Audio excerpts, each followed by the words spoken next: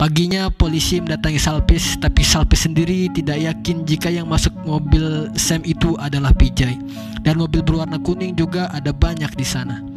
Prabu mendapatkan informasi jika Sam pernah ikut perkemahan dan juga ada Anju di sana. Anju ternyata anak angkat Pijay. Pijay menemukannya di tempat sampah saat Anju masih bayi.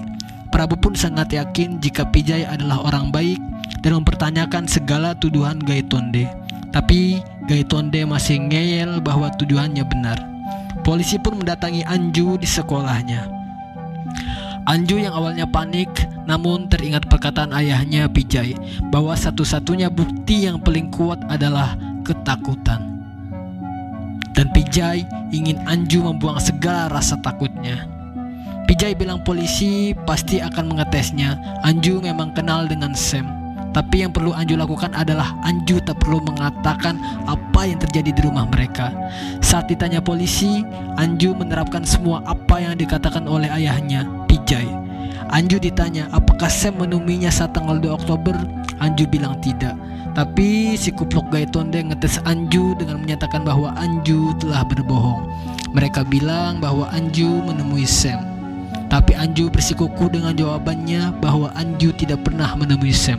Lagi pula, Anju dan keluarganya pergi ke Panaji tanggal 2 sampai 3 Oktober menghadiri acara ceramah suami. Gaitonde pun mengecek absensi Anju di tanggal tersebut.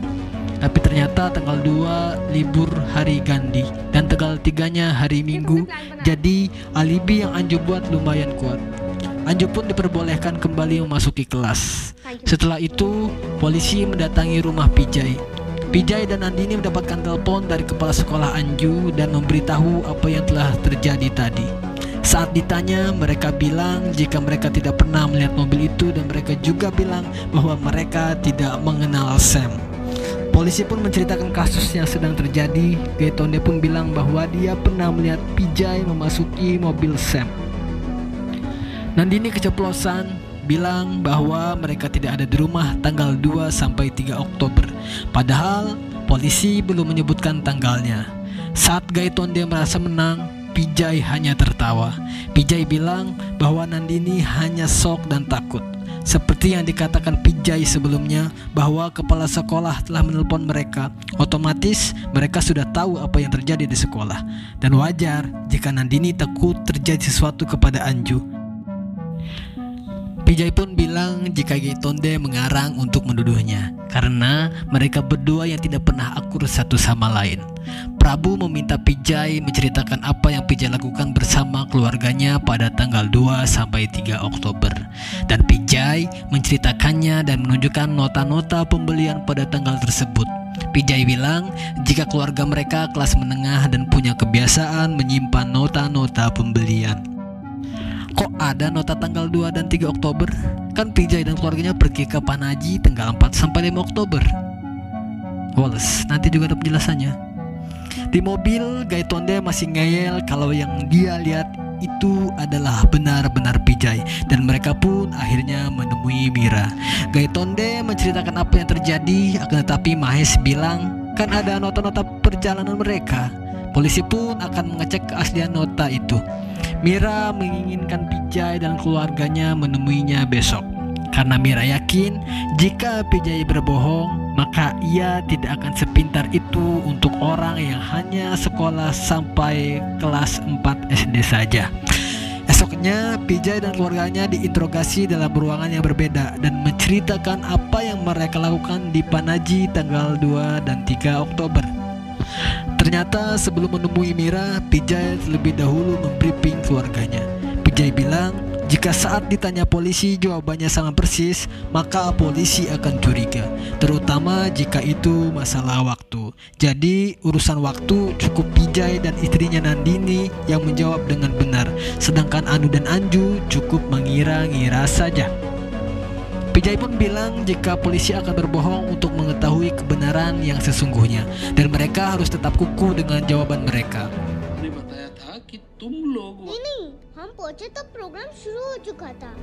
Di lain tempat, teman-teman Pijay mengetahui jika Pijay ditangkap dengan alasan yang tidak jelas.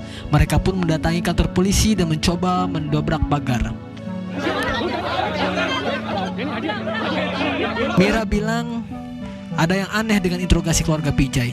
Mana mungkin anak sekecil Anu bisa seteguh itu pendiriannya.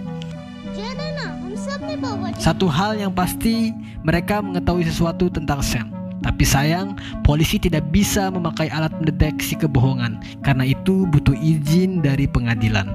Mira meminta orang-orang yang sering bertemu Pijay untuk bertemu dengannya. Karena jika memang Pijay berbohong, mereka akan melihat Pijay di tanggal 2 dan 3 Oktober.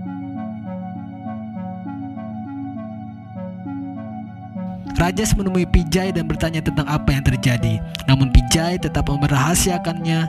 Pijay hanya memberi daftar nomor telepon untuk dihubungi jika ia membutuhkan pertolongan nanti. Sekarang giliran orang-orang yang ditemui Pijay yang diinterogasi. Semua jawaban orang itu mengatakan bahwa benar Pijay dan keluarganya ke Panaji tanggal 2 dan 3 Oktober. Dan buku hotel pun menunjukkan bahwa Pijay dan keluarganya menginap di hotel tanggal 2 dan 3 Oktober. Bahkan Pijay bisa menceritakan kembali isi ceramah suami ke Martin dan Jose. Suami pun bilang bahwa Pijay dan keluarganya sepertinya datang karena Pijay bisa mengingat semua ceramahnya dengan sangat detail. Mira pun bingung harus bagaimana lagi, tapi dia merasa bahwa keluarga Pijay memang berbohong. Mira tahu dari kernet bis bahwa Pijay mengambil uang di ATM dekat terminal. Mira pun meminta CCTV untuk mengecek rekaman tanggal 3 saat bis hendak berangkat dari Panaji ke Pondolim. Mira pun merasa bingung, bagaimana bisa kernet bis bisa mengingat Pijay menaiki mobilnya, sedangkan tiap hari saja penumpangnya ratusan. Dan ternyata Pijay menemui kembali orang-orang itu dan mengingatkan kepada mereka bahwa ia dan keluarganya pernah ke sana tanggal 2 sampai tanggal 3 Oktober dan mengatakan kalau dia dan keluarganya menghadiri ceramah suami. Jadi secara psikologis mereka mengingat jika Pijay dan keluarganya ke Panaji tanggal 2 sampai 3 Oktober untuk menghadiri ceramah suami.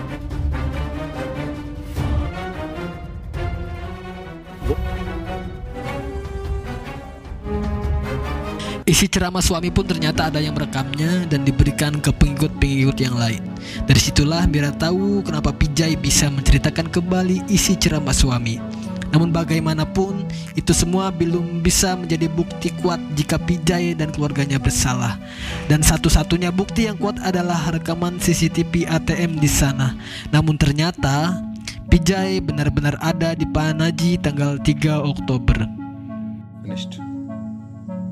Mira pun mencoba menyusun semua kejadian dari awal kasus ini terjadi. Dan Mira menyimpulkan bahwa benar tanggal 3 Pijay ada di Panaji, tapi Pijay berbohong. Pijay mereka ulang kedua hari itu. Mira bilang Pijay dan keluarganya memang ke Panaji menginap, menonton, dan makan di restoran. Tapi itu semua mereka lakukan bukan di tanggal 2 sampai 3 Oktober. Lalu Mira mencoba mengulang apa yang dilakukan Pijay saat tanggal 3 Oktober. Dari mulai membawa mobil Sam sampai melakukan hal yang sama sendirian, membeli 4 tiket nonton dan membeli 4 tiket bis agar ia bisa mendapatkan nota di tanggal tersebut. Dan keesokan harinya tanggal 4 Pijay melakukan hal yang sama kembali, menambahkan namanya di buku registrasi hotel pada tanggal 2 lalu memakai nama palsu pada tanggal 4 ketika resepsionis hotel sedang menunjukkan kamarnya ke anak dan istrinya. Dan saat mereka pulang di tanggal 5, Pijay berpura-pura mengambil uang di ATM. Setelah itu, Pijay menunjukkan nota tanggal 3 ke polisi, menonton ceramah suami, lalu pergi ke Panaji untuk bertemu orang yang sama. Dan dengan kejeniusannya, Pijay yang meyakinkan mereka bahwa Pijay dan keluarganya telah pergi ke Panaji pada tanggal 2 sampai 3 Oktober. Pijay benar-benar sudah melecehkan seluruh badan kepolisian. Walaupun mereka sudah mengetahui semua hal ini, namun mereka tetap tidak memiliki bukti yang kuat. Jadi satu-satunya cara yang ampuh untuk membuat Pijay dan keluarganya mengaku adalah kekerasan. Esoknya, polisi pun membawa Pijay dan keluarganya lagi. Sekarang waktunya Rajesh membantu Pijay untuk menghubungi nomor-nomor yang ada di kertas yang pernah Pijay berikan. Dan ternyata itu adalah nomor-nomor media di India. Mira mengatakan bahwa semua kebohongan Pijay telah terbongkar dan Pijay ke Panaji bukan tanggal 2 sampai tanggal 3, melainkan tanggal 4 dan 5. Dan Pijay juga tidak menghadiri acara suami, namun Pijay dan keluarganya tetap kukuh dan tak mau mengaku. Dan akhirnya kekerasan pun dilakukan. कितना मार सहता है तू? बोल। Mereka pun berhenti dipukuli ketika teman baik Sam, Alex, sudah datang. Alex dimintai informasi apapun tentang Sam dan Anju. Ternyata Alex lah yang menelpon Sam sebelum HP-nya mati. Alex pun akhirnya menceritakan apa yang sebenarnya terjadi.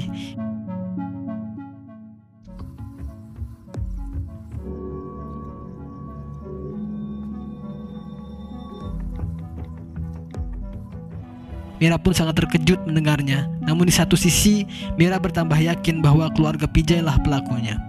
Sekali lagi Mira bertanya kebenarannya kepada Pijay, karena Mira sudah tahu perihal video tersebut. Tapi Pijay tetap kuku dan bilang tidak tahu apa-apa. Lalu Mira meminta Gaitonde melakukan apa saja agar Pijay dan keluarganya mau mengaku. बोल, बता, सैम कहाँ है? तुझे तो जरूर पता होगा। Karena Pijay, istrinya dan anaknya Anju tidak mengaku, Gaitonde pun mengincar Anu. Tetapi Anu tetap masih tak mau mengaku. Mira bilang Anu tidak akan mengaku jika masih ada orang tuanya. Akhirnya Pijay, Nandini dan Anju pun dibawa keluar, sedangkan Anu disiksa dan dipaksa mengaku oleh Gaitonde di dalam. Nandini dan Anju sempat ingin mengatakan karena khawatir dengan Anu di dalam, namun Pijay melarangnya karena mereka cukup menderita sejauh ini. Dan Pijay sudah berjanji tidak akan membiarkan mereka masuk penjara. Mahesh memarahi Mira, meminta semua ini untuk dihentikan karena apa yang mereka lakukan telah melanggar hukum. Mahesh juga bilang bisa jadi tuduhan Gaitonde yang salah. Tambah emosi, si Gaitonde kupluk. Gaitonde pun langsung menampar Anu, dan saat Anu akan diinjak akhirnya Anu mengatakan di mana mereka mengubur jasad Sam. Kuburan pun langsung digali. Di sana banyak orang dan awak media yang melihatnya. Keluarga dan teman-teman Pijay mengatakan kebusukan Gaitonde kepada awak media.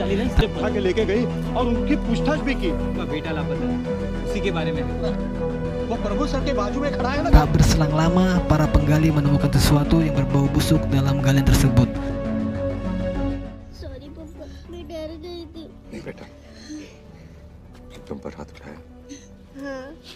Saat karung itu diangkat, ternyata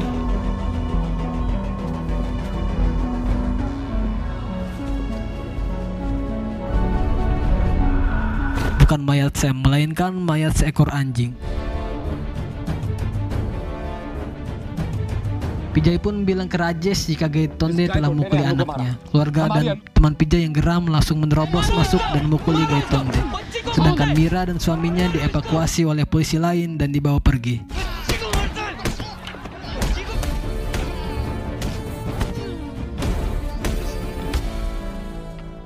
Berita ini pun tersebar di mana pihak kepolisian telah menyiksa keluarga Pijay meskipun mereka tidak bersalah. Banyak demo terjadi di mana-mana.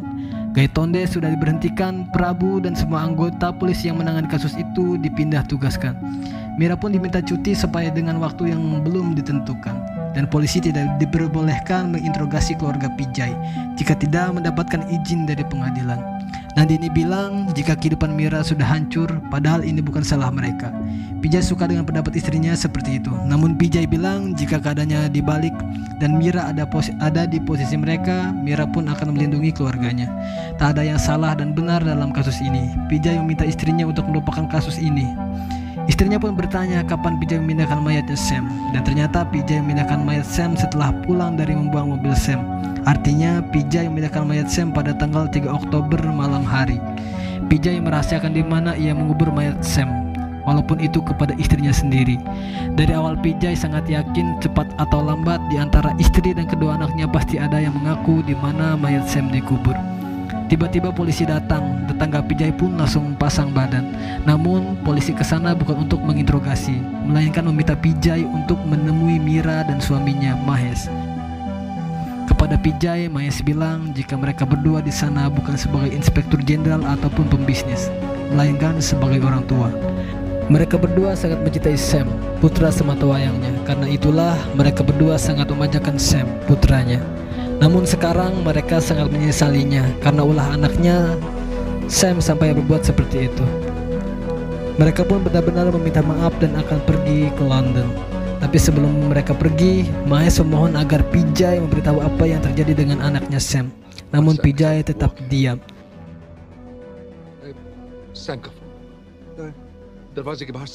Saat Mahesh dan Mira hendak pergi, Vijay pun meminta maaf.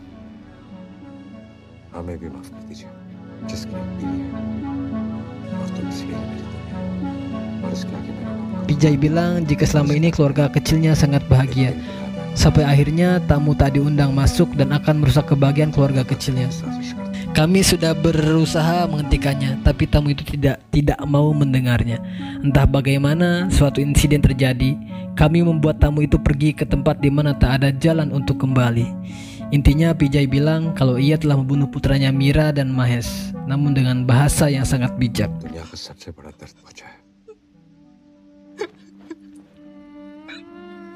Vijay bilang keluarganya lah yang sangat penting dan kala itu tidak melihat benar dan salah.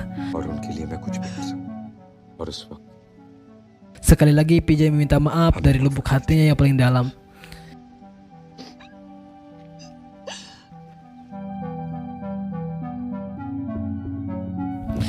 Kembali ke awal film, ternyata Vijay bukan ditahan, melainkan untuk menandatangani berkas penutupan kasusnya.